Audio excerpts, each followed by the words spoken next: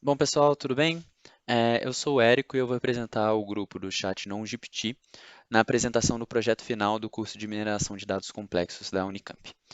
Bom, o nosso problema é uma regressão de preços de hospedagem e o que a gente vai passar hoje vai ser falar um pouco do problema, um pouco da análise exploratória dos dados que a gente fez, falar um pouco da base de dados que a gente tem, o baseline que a gente construiu, trazendo no Chap um pouco a explicabilidade desse baseline e também aí as soluções que a gente trouxe para melhorar o nosso modelo, né? Então, enriquecimento da base, análise de correlação, os nossos modelos, né, propostos, o pré-processamento de dados para esses modelos e o grid search, feature selection, que nos ajudou a compilar o melhor modelo e finalmente o resultado desse modelo escolhido, né?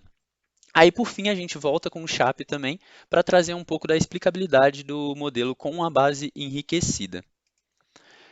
Bom, o problema é exatamente com as novas tendências de hospedagem, né, principalmente com o Airbnb, outras coisas passaram a influenciar o preço da hospedagem, né? Não é mais se o hotel é 5 estrelas ou 1 estrela, mas tem a ver também com distância entre uma atração, distância entre um metrô, entre um restaurante.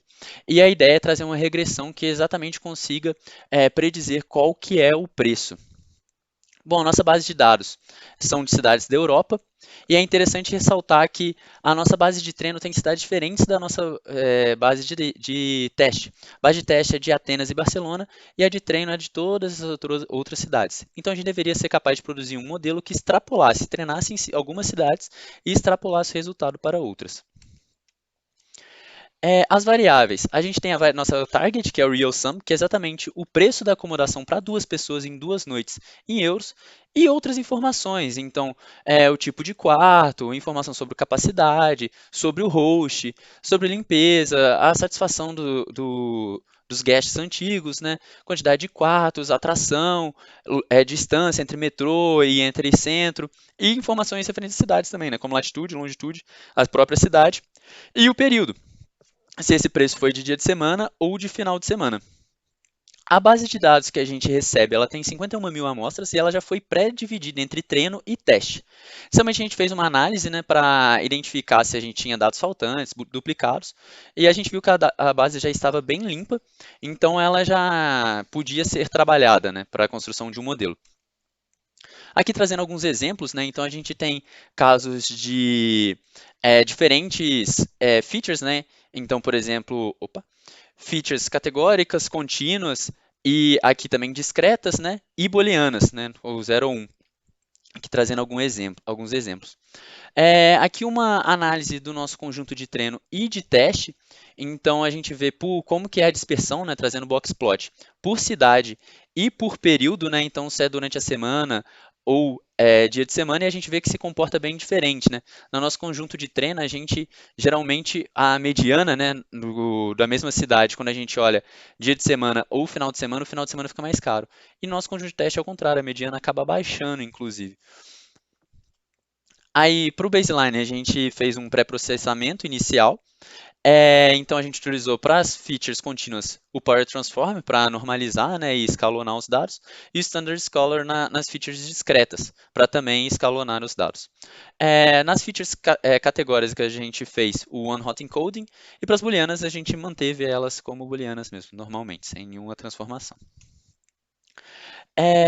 Bom, então nosso modelo do baseline foi um random forest com a base inteira, então não fizemos nenhuma feature selection e usamos os parâmetros e hiperparâmetros que são padrão que já vem no sklearning. Na validação foi muito bom o modelo, então a gente conseguiu, utilizando cross validation, né, uma validação de 61, mas no teste o resultado extrapolou, né, foi para 616, o que indica que a gente provavelmente estava com um overfitting dessa base, né, do nosso baseline. Bom, analisando com o SHAP o baseline, a gente vê primeiro nesse gráfico o tamanho, né, da feature, qual o valor, se é alto ou se é baixo, e como que isso impacta no nosso output, né, no que o modelo está predizendo ali. Então a gente vê que na latitude, aqui a gente selecionou 1000 casos aleatórios para plotar, para não ficar muito grande, né?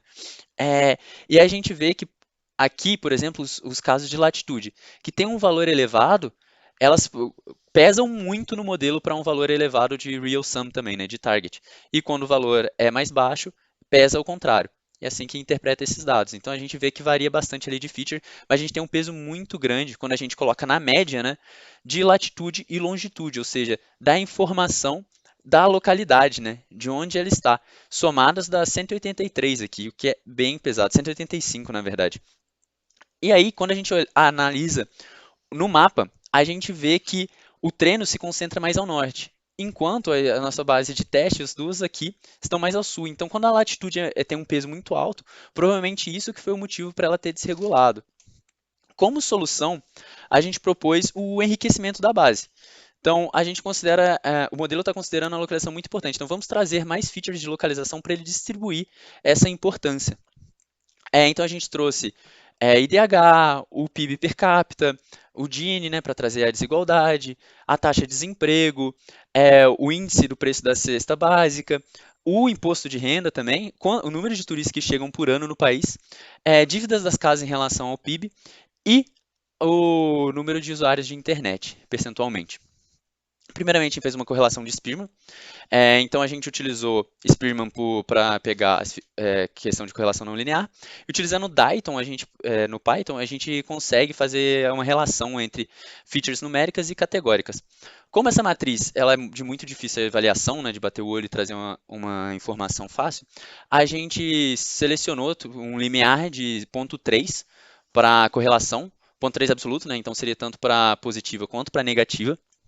E a gente fez um correlograma, então relacionando as features, e aí azul significa features positivas e vermelhas negativas, correlação positiva e correlação negativa, e quanto mais grossa a linha também, mais intenso é essa correlação. E aqui a gente vê que as features que a gente incluiu, né, referentes à cidade, elas têm uma correlação bem alta com outras features também, e com o real sum. E aqui a gente vê que existem as features já que são a mesma feature, só que normalizada, elas têm uma correlação muito alta, que fez a gente decidir por tirar elas nos modelos. Então os modelos propostos foram exatamente continuar com o Random Forest, então com e sem a base enriquecida, só que fazendo o grid search, o feature selection, já selecionando as features sem a cidade, né, e sem as normalizadas. E tentando também modelos gerais e modelos para final de semana e para dia de semana. A gente tentou também com SVR, então com e sem base enriquecida, usando RBF, linear e polinomial, fazendo grid search, fazendo feature selection, aí mesmas considerações, né? E também fazendo modelos, tanto gerais quanto separados para o final de semana e dia de semana.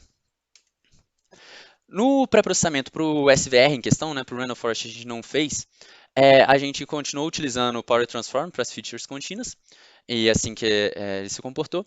E para o Standard Scholar a gente continuou usando as mesmas features, só que agora com as features incluídas também do enriquecimento da base. One Hot Encoding para as mesmas e booleanas também. No Grid Search, aí trazendo o exemplo do SVR linear, o que a gente fez? A gente foi variando os hiperparâmetros e analisando viés e variância para encontrar o melhor modelo. No Feature Selection, aqui está trazendo o exemplo do Random Forest, mas a gente fez também para o SVR, mesma coisa, né? Então a gente foi alterando, usando KBash para selecionar as features e mudando os hiperparâmetros, aqui no caso o número de árvores e a profundidade. E a gente foi fazendo para todos os casos de 5 em 5 para tentar encontrar qual que seria a melhor combinação. Bom, os resultados que nós temos com o Cross-Validation estão aqui. E vale ressaltar que a validação, a gente usou cross-validation com group scaffolding para pegar cidades diferentes entre o treino e a validação. E aí o que chama a atenção é que, separando por final de semana e dia de semana o modelo, realmente a gente obteve um resultado melhor. E também com a base enriquecida, a gente acabou com um resultado um pouco pior do que com a base sem ter enriquecida. Já com Cross, a gente fez agora os modelos de SVR, né? Então, o SVR linear foi o que teve o melhor resultado no geral, e o melhor resultado foi sem o enriquecimento da base, separando final de semana e dia de semana, que a gente teve aqui um resultado de 116 e 118 para esses hiperparâmetros aqui, né? A gente fez feature selection também, com 10 features para cada, e utilizando o group scaffolding de 8, né? E o grid search também. Então isso daqui foi toda a análise para a gente pegar os melhores. O que chamou a nossa atenção também foi esse resultado aqui do linear com a base enriquecida. A gente vai falar mais à frente a explicabilidade dele. Para o modelo escolhido, então, a gente decidiu ir com 2 modelos, um para os dias de semana e outro para o final de semana. Os dois são SVR lineares, aí os hiperparâmetros estão aí, só que eles são treinados para o final de semana e para o dia de semana. E a gente repara que na validação já tinha um resultado bom, e no teste a gente teve um resultado ainda melhor, ficando em torno de 70, tanto no final de semana quanto no dia de semana, o que representa uma melhora muito grande em relação ao nosso baseline, que estava na casa dos 600.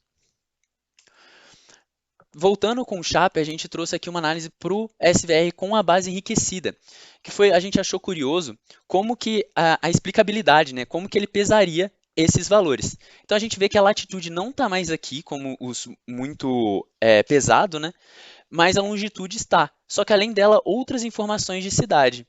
E na hora que a gente coloca a média, a gente vê que ficou muito mais fácil de extrapolar para outras informações, ficou muito mais bem distribuído, né? O quanto cada feature pesa no modelo. O que é bem interessante, quando a gente olha esse modelo, que não era o nosso melhor modelo, no teste, ele até tem um resultado melhor, vai para 66, o que é muito interessante exatamente, porque como ele fica mais bem distribuído, pega mais informações de cidades, ele consegue extrapolar melhor o treinamento. Bom, para a continuação de melhorias propostas, a gente propõe o enriquecimento, né, da base com dados referentes ao zip do Airbnb, ou seja, não só da cidade ou do país, mais específico da localização, como são cidades da Europa, a gente consegue essa informação. Testar modelos de ensemble, por exemplo, na Catbush, e modelos mais robustos, por exemplo, um Deep Learning, mas claro, ponderando sempre com custo computacional, dado que o resultado já é bem relevante, bem interessante. Bom, essa é a equipe que desenvolveu esse trabalho, esse é o time e muito obrigado.